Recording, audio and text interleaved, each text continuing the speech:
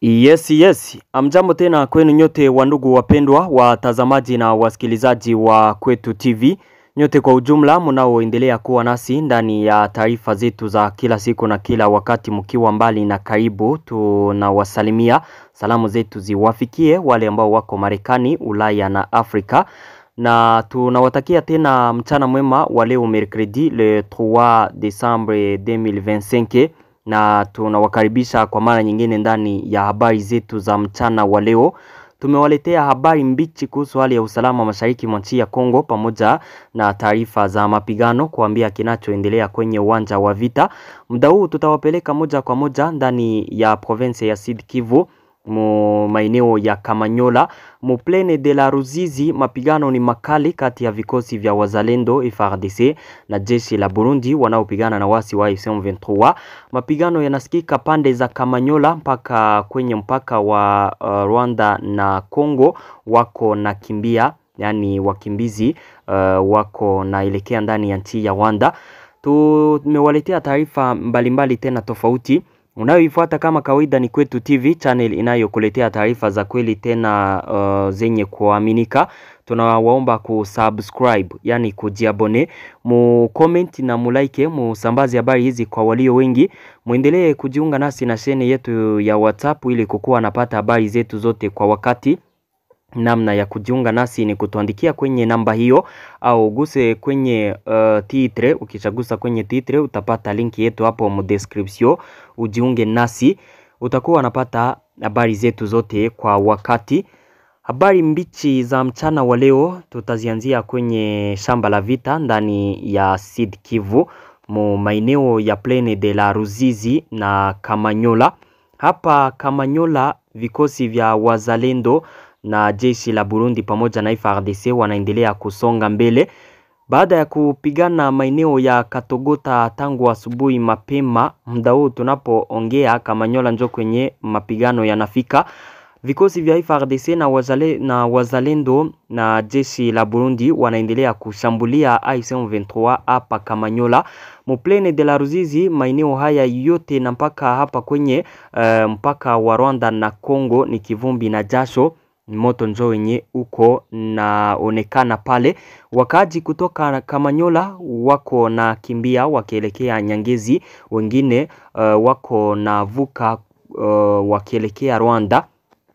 Kama mko naona hii linyi ambayo iko ndani hii trait ya rouge njo mpaka wa Kongo na Rwanda. Hapa njo kwenye Rwanda inakutania na Kongo. Rwanda ni ile ni pei ya huko nyuma, epui Kongo ni hapa kabisa Kamanyola. Mapigano yanayoendelea muda huu, vikosi vya wazalendo pamoja na FARDC na jeshi la Burundi wanasonga mbele kwenye route hii nationale numero 5. Wanaendelea kusogelea karibu mji wa Kamanyola. Wanaendelea kuwasha moto wakiwashambulia waasi wa M23 bila kuwapa nafasi ya kupumzika. Tangu siku ya jana wako na washambulia waasi hawa. Katogota iko toujours mu mikono ya FARDC pamoja na jeshi la wazalendo na FDNB. Katogota iko hapa kwenye rute hii ambayo inapanda Kamanyola, axe Luvungi Kamanyola.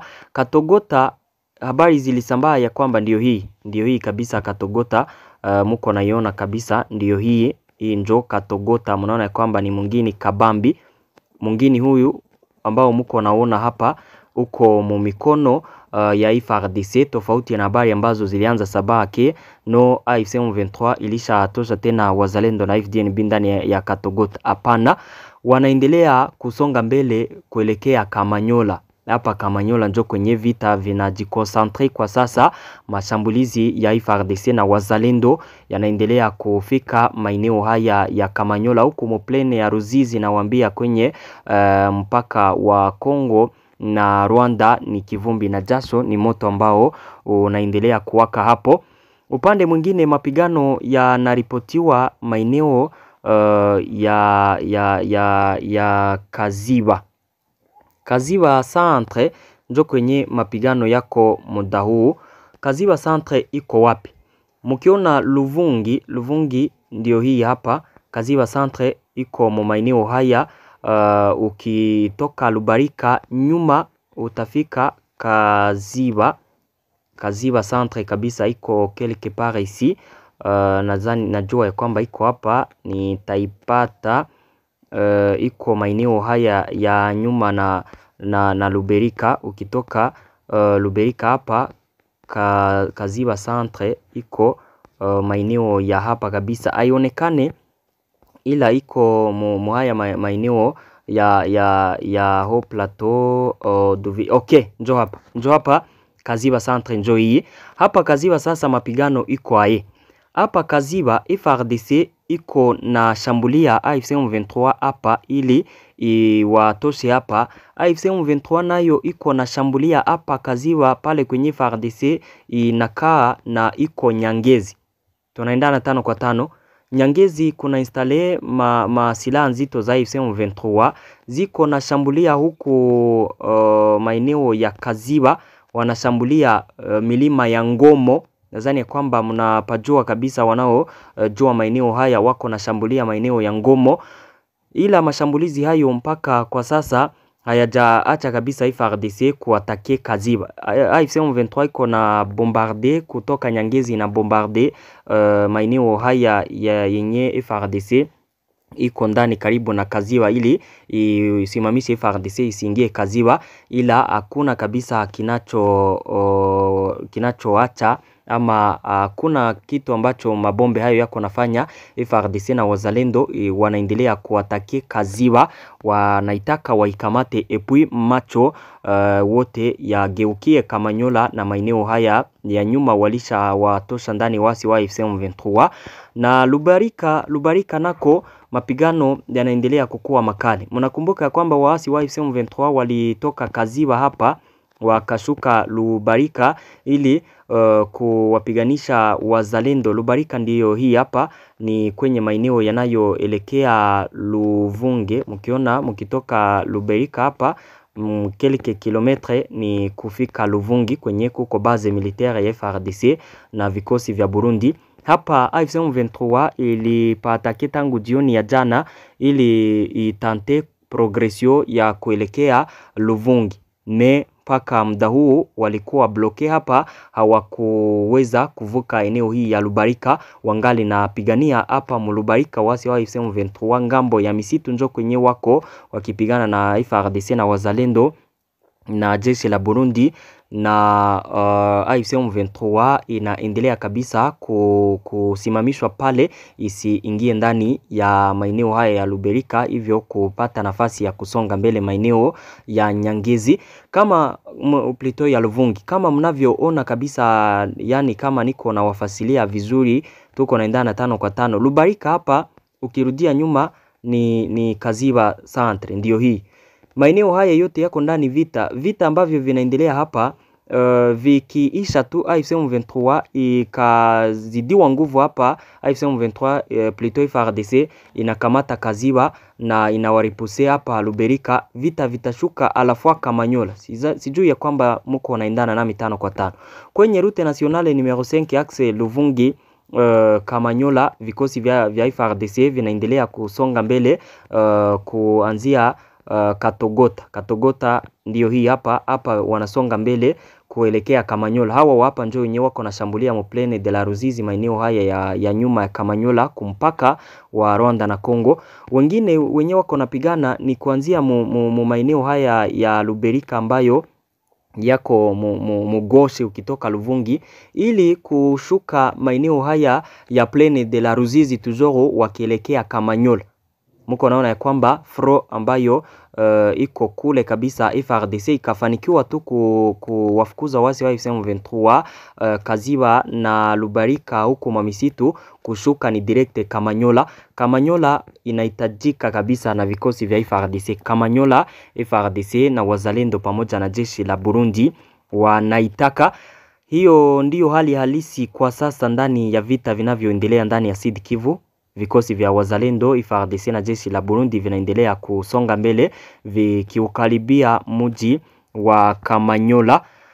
Tukiendelea na habari zetu za mchana wa leo, tuwapeleke moja kwa moja ndani ya Etats-Unis d'Amerique ambapo President Felix Tshisekedi deja alisha wasili huko kwa ajili ya kuyasaini makubaliano mapya kati yake na gouvernement wa Rwanda. President Felix Tshisekedi alifika huko pamoja na wakonsei wake wanaofanya delegation ya gouvernement ya Kongo inayo kuwa na majukumu ya kufuatilia kwa karibu mambo ya hayo makubaliano. Waishafika huko, walifika huko siku ya leo.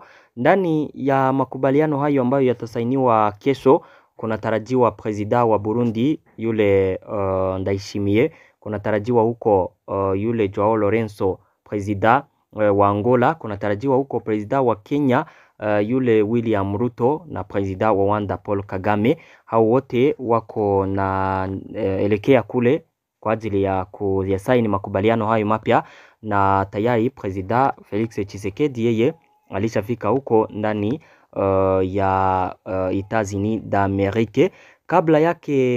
Kabla ya Felix Tshisekedi kuelekea Amerika, siku ya jana alitangaza mambo ambayo nataka ni waambie. Siku ya jana President Felix Tshisekedi alisema ya kwamba nimeiriti nchi ambayo ilikuwa imeisha ishiwa damu, nchi ambayo siwafichi, mnajua ilikuwa katika hali ya kukata tamaa, lakini leo naweza kuambia kuwa ninaweza kuambia kwa uhakasi, kwa kuinua kichwa, kwa kuangalia machoni kwamba Kongo inaanza kurejesha utu wake na heshima yake ndani ya kimataifa. Jana wakati hapana aliyetaka kutuona, leo tunaitwa kwenye mikutano yote mikuu duniani. Alisema hayo Felix Tshisekedi akiambia wakongomani ya kwamba kila kitu kwa sasa kinakwenda sawa, nchi ya Kongo anainua mbele ya mataifa. Habari zetu zinaendelea, nimewaletea taarifa mbichi. Ndani ya mapigano yaliyozuka kati ya jeshi la Kongo na nchi ya Uganda siku ya jana ndani ya maeneo ya Ituri, kuna wanajeshi wawili wa FARDC walio poteza maisha yao wakati wa mapigano hayo. Mapigano makali kati ya FARDC na jeshi la Uganda katika eneo la Jugu Centre siku ya Jumane yalisababisha vifo vya wanajeshi wawili wa Kongo na kuzua mvutano wa kuvuka mpaka. Takribani wanajeshi hao wawili wa kikosi cha wanajeshi wa FARDC waliuawa Jumane ndani ya Jugu Centre, hapo ni ndani ya Ituri. Kisa hicho kinaripotiwa kutokea baada ya wanajeshi wa Uganda kuwakamata raia wawili wanaoshukiwa kuwa wanamgambo wa Codeco. FARDC wakitaka kuachiliwa kwao walikutana na kukataliwa kutoka kwa UPDF na kusababisha kurushiana risasi kati ya vikosi hivyo viwili. Kulingana na msimamizi wa eneo la Jugu, wanajeshi wa Uganda waliohusika katika ufyatuaji wa risasi walikuwa wamelewa. Mbali na wanajeshi wawili wa Kongo waliouawa, mtu mmoja alijeruhiwa. Bunduki mbili za AK-47, risasi na magazeti 6 yenye kubeba na faranga za Kongo milioni 1 na 600,000 francs zilinaswa na jeshi la UPDF, yani jeshi la Uganda, na uharibifu wa mali ukaripotiwa.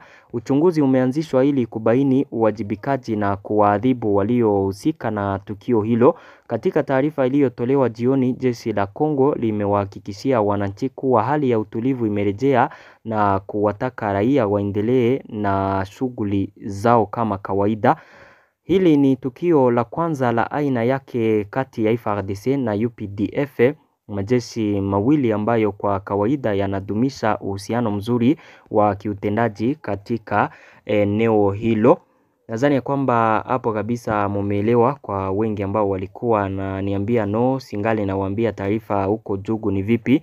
Hizo ndizo habari kutoka huko, na washukuru kwa kuwa nasi ndani ya habari zetu za mchana wa leo. Muendelee kuwa na siku njema. Asante sana.